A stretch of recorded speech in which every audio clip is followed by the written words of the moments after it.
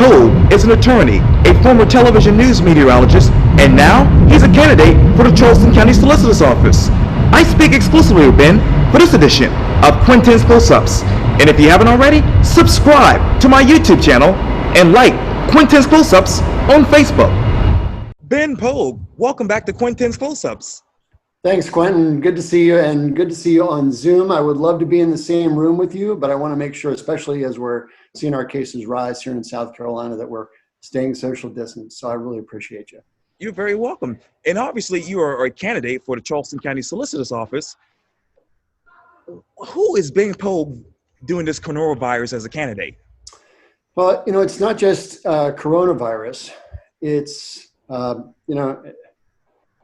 this is a time that, I would love to say it's unprecedented in terms of our awareness culturally and as a community of racial inequity, but it's not. And that's a really sad thing that we've seen this.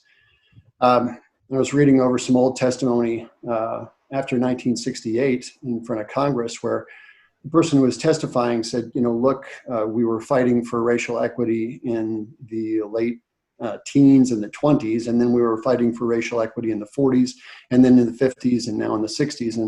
And I look back through our history, and we've got the same sort of thing.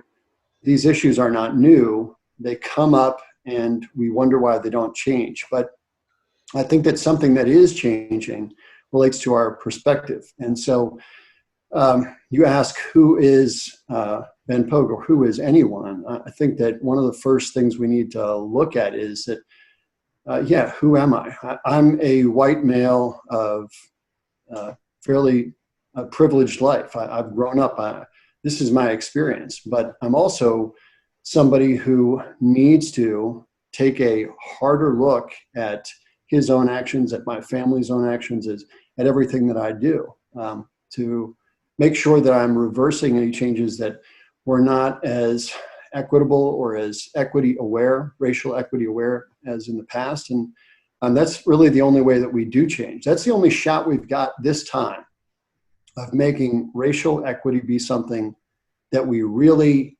move toward definitively, is if we start looking at ourselves and how we can change, how our perspective has been flawed, and what does the path look like moving forward.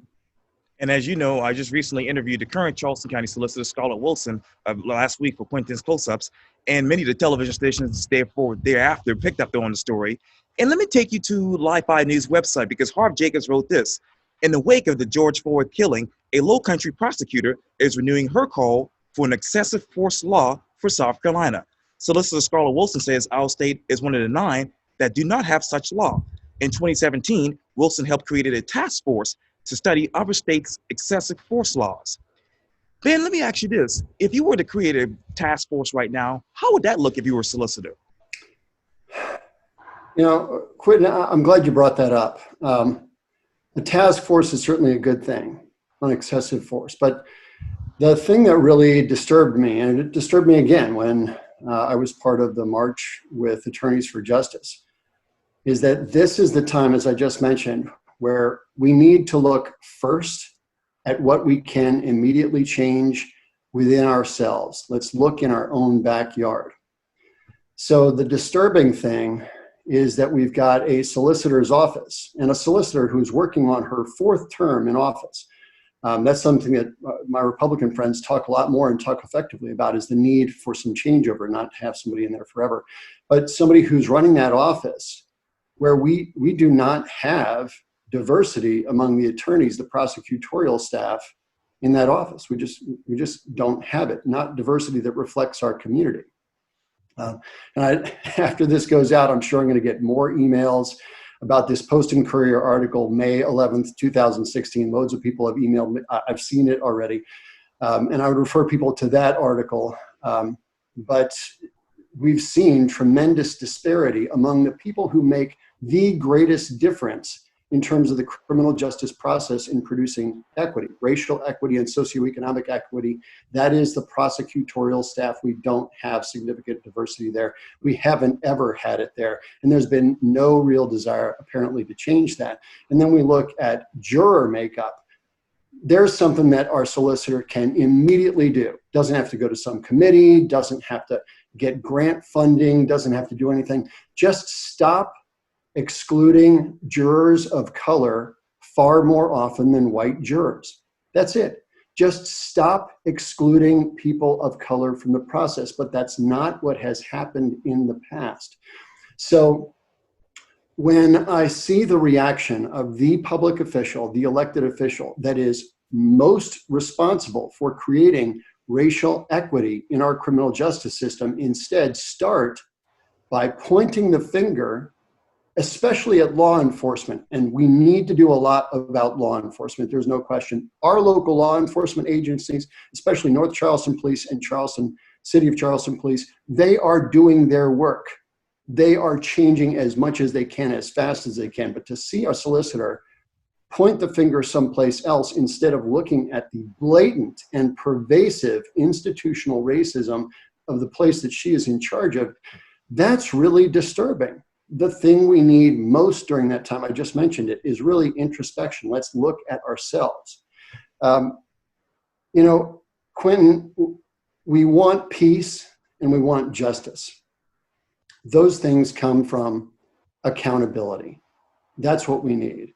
So this isn't about, hey, let's try and have a solicitor who's, I don't get it, going to advocate in the State House of Representatives where she doesn't have a vote and where we know that that has been an absolutely intransigent body, for them to give more funding for body cams, or going to try and get this law passed in South Carolina when you don't have a vote, and when there are obviously other people who are already doing that job of advocacy, and we're not going to change the things that have an immediate impact right now.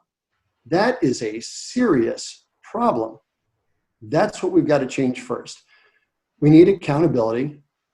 How about a racial bias audit for our solicitor's office, where we gather actually the data that we really need to have? How about having a solicitor appear at Charleston Area Justice Ministry and make those promises to the public that say, yeah, we're going to actually work for this. We demand that of our law enforcement officers, and we have had that kind of participation from our law enforcement chiefs. We haven't had it from the office that has the greatest effect on that, and that's sad. And you talked earlier about jurors. Let me take you to 2015. Was that a mistake? Well, when you say what part of 2015, there was a lot going on in 2015 and 2016. Yeah, I'm sorry. Yeah. I wasn't in the room, and I don't know that we even have data about what went into, and have real notes what went into the jury selection. But we know that there was one juror of color on that trial. And we know from a 2012 study, which is widely circulated within the criminal justice community, that says, if you've got, and this isn't exactly on point with Walter Scott, but if you've got Black defendants and you've got very few Black jurors, then it's a really bad thing for the Black defendants. We know our criminal justice system isn't perfect, because we know we've got 4% of people who are on death row who have been exonerated, clearly exonerated by either DNA evidence or re-corroborated witness testimony. So we know it's a flawed system. But then when you bring into that the secondary element, is that we know the process is more unfair, more biased when we have very few Black jurors on juries, then that's got to be the first question we're asking about. Now, the solicitor's office isn't in charge of creating incentives for more jurors. That's up to the county. It's $25 a day. That's what you get, Quintin, for serving as a juror. And let's just go through some of the hurdles that are there for someone who is African-American. And if you're African-American in the Charleston community, you're 4 times more likely to be close to or below the poverty line. We know that as well. So let's go through that process. You're only going to get $25 a day. If you have a minimum wage job, 40 hours a week, that's $400 a week. For being a juror, you get $125 a week. So if you're an African-American who is close to the poverty line with an hourly job, you have to pay $275 a week to be a juror. Often criminal trials go longer than civil trials, so you may be on there for multiple weeks.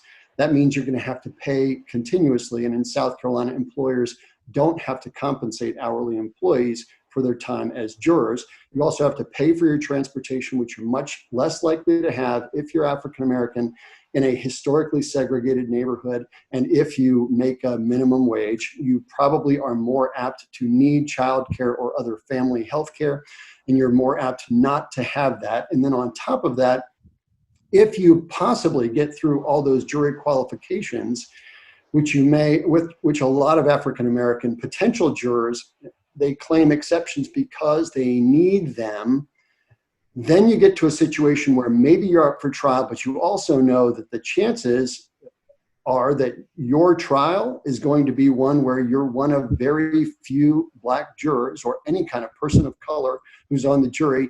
And the person who's in the defendant's chair is probably going to be an African American. There's more on that in that 2016 article as well. So it puts you in a difficult position once you get back to your community, which is probably, in our historically segregated area, a community of color where people are going to ask you about it. And then you've got to carry potential guilt and shame along with it. It's a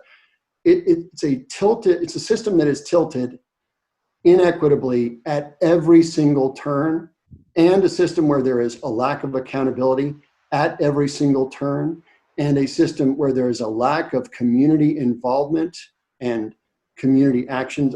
We don't have any of these citizen review boards that other places have. There's a lack of citizen involvement at every step as well. And ultimately, there's a lack of real valuing for the victims of crime, especially if they are African American, in the entire process. And that's really what we should be focusing our criminal justice system on, is healing those victims and keeping people safe. Now, earlier you talked about, obviously, the cage of Charleston area justice ministry. If you were to stand in front of them right now, what promises would you deliver if you were a solicitor? Promise diversity among our attorneys' staff in the solicitor's office that reflects the community. In Charleston and Berkeley County, that's the Ninth Circuit. We need a promise that within 1 year, we will have a staff that reflects that diversity. We need, or at the very least, we need concrete plans to get there, a movement in that direction. We know that the turnover in the solicitor's office is pretty high. Why aren't we recruiting the people who we need to recruit so that we can have a community that sees the prosecutorial staff and sees people who immediately they know value their opinion, value their background, value what they have dealt with in terms of racism for their entire lives, right?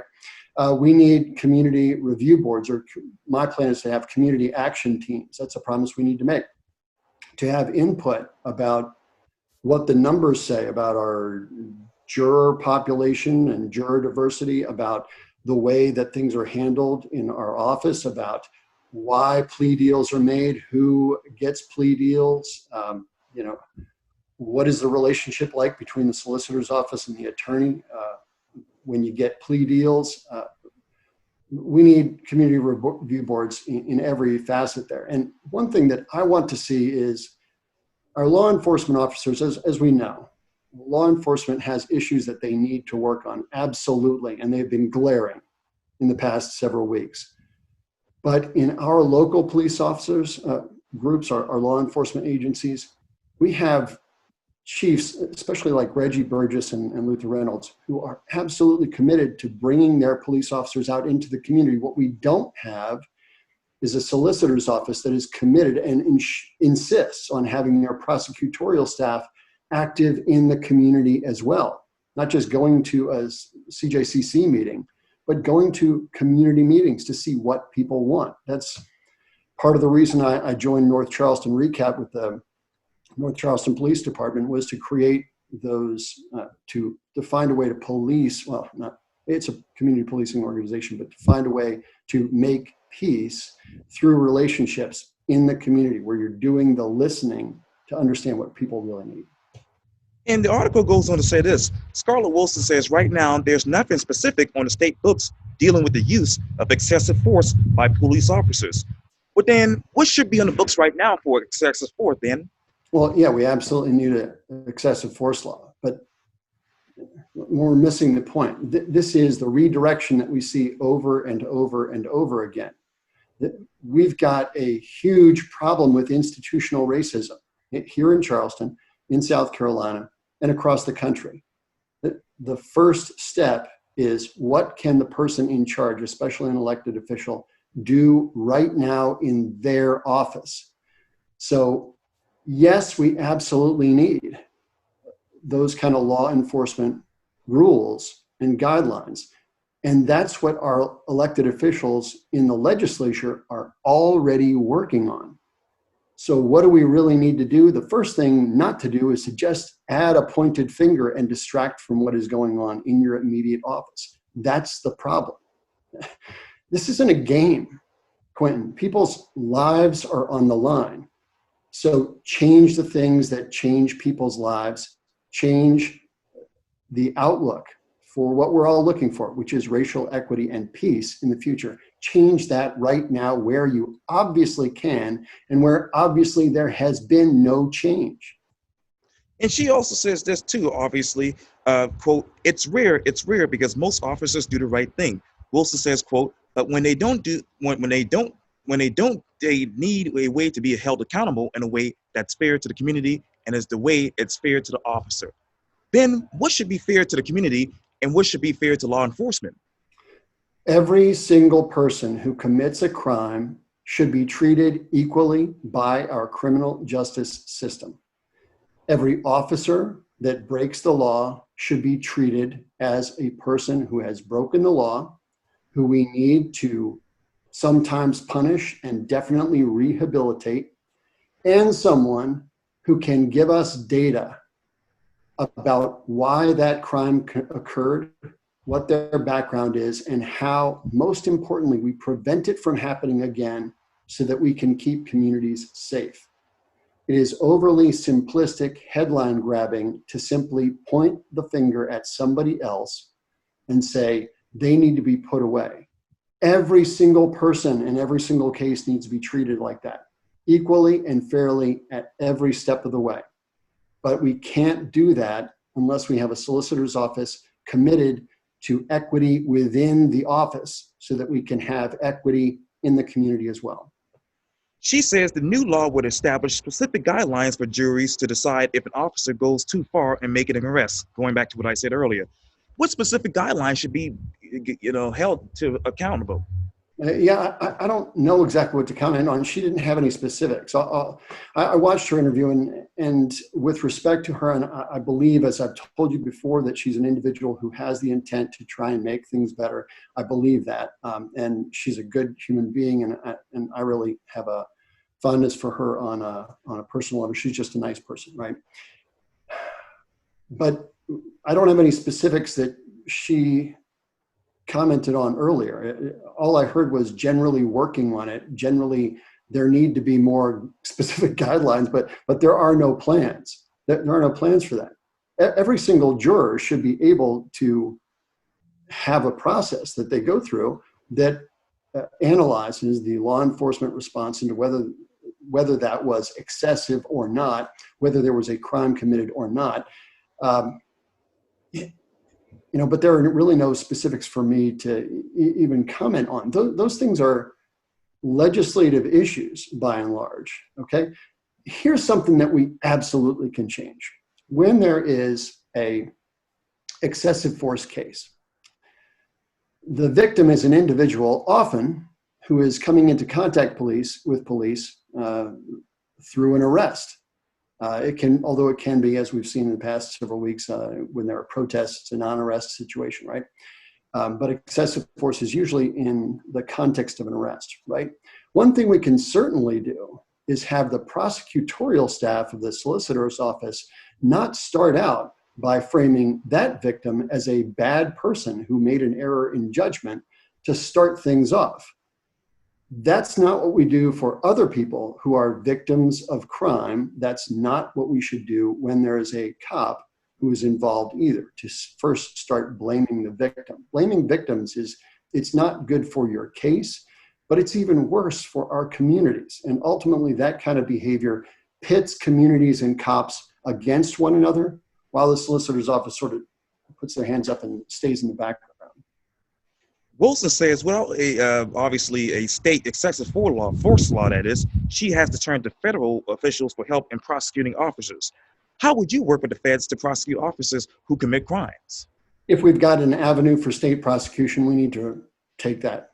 We need to do everything along the way that we can to seriously prosecute individuals who need serious prosecution to make sure that our communities are safe, reduce the threat for the community. And this is another sort of version to blame, unfortunately, avoidance of blame is, hey, look, there's a federal court that's waiting just in case we don't do our job on the state level. The priority needs to be for the state prosecutor, for the solicitor in our case, to actually do what's right and get the conviction right here. And often I've got lots of friends who are Republicans who are very close friends of mine. And one of the things that they talk about is home rule. Well, anytime you're looking and saying, oh, well, federal prosecutors, we really need their help, then you're avoiding your own responsibility to do your job and get the convictions that we need. We really needed a conviction in the Michael Slaker case. And Wilson says under the excessive force law, penalties would depend on the severity of the injuries. How many penalties should be laid down right now? Say that one more time. I'm not sure exactly what you're asking. Wilson said to Channel 5, under the excessive force law, penalties would depend on the severity of the injuries. How many penalties should be laid down right now?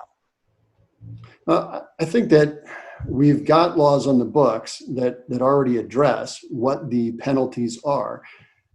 And cops who break the law, just people who break rules, need to all be held to the same rules, the same penalties. We've got laws and penalties in the books right now that are fairly adequate. We need an extra excessive force law. I absolutely agree with that. But again, Quintin, this is really just trying to take a situation and avoid having the responsibility where it really should be right now, which is making sure that we have racially equitable policies across our criminal justice system. And the one place we're really failing is in the solicitor's office. And obviously she says that there's room for debate that is, but she hopes the legislature will consider passing it in 2021. When you hear the state legislature, you say? Every time I hear the state legislature, the solicitor is not in the state legislature.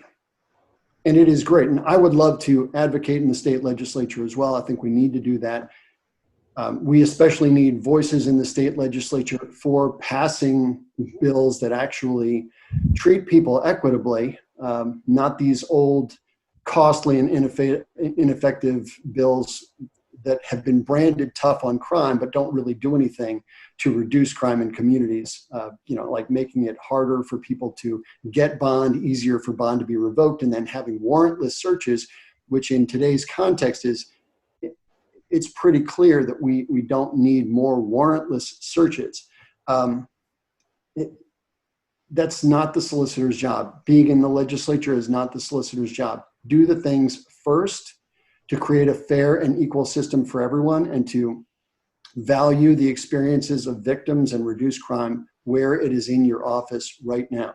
Every time a solicitor says legislature, the legislature ought to do that. That's saying it's not my problem. And obviously you talked earlier about the community policies that you bring in place. What other community initiatives would you bring into the solicitor's office? Really anything that brings the people who are on staff in the solicitor's office into the community is critical. I was at an event recently by a great organization, We Are Their Voices, which is a victims advocacy group. And they had victims advocates from North Charleston.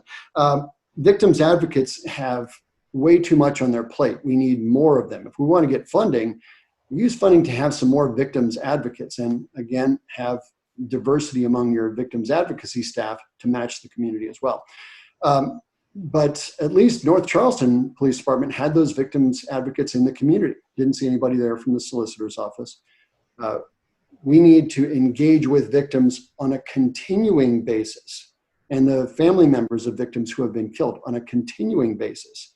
We do that by establishing those direct relationships between the solicitor's office and the community, not just appearing and speaking down from a podium to everybody else, listing off a resume of ineffectual policy measures. That is not community relations. Community relations are putting your prosecutorial staff and your victims advocacy staff into community meetings to listen to them.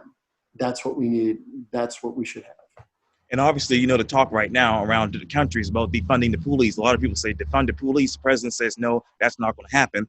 And as a matter of fact, Senator Tim Scott just tweeted this out. He said this quote, hashtag defund the police? Absolutely not. We need real solutions. The Justice Act gives them. What are the real solutions that you're looking for? First, you'll never hear me say that term. That's it's invalidating to our law enforcement officers who are dedicating their lives to keeping our community safe. And it doesn't really attack the problem. I'm not sure what party or what group came up with that phrase. I don't think it does people any good. We absolutely need to think differently and have different policies and organizational structures and training in law enforcement. Again, law enforcement is a really convenient target right now, but that doesn't mean that they should get less funding. That's not the way to immediately make a positive change. We've got so many other things that we really need to do. We've got the vast majority of our law enforcement officers who are good people trying to do the right thing. We need to support them, and we need somebody with experience in an elected role who goes in and helps bring those community ties, who helps bridge those gaps, and who helps communities and cops understand that they are on the same page as allies. They are one and the same, all working for the same thing. That's what we need more of. We need more peacemaking. We need more bridge building. And we need a solicitor's office that supports that and supports initiatives that give us racial equity immediately. That's real reform. That's real reform. That's what we need right now. Ben Pogue, thank you so much for your time. And again, welcome back to Quintin's Close-Ups. Thanks so much, Quintin. You're very welcome.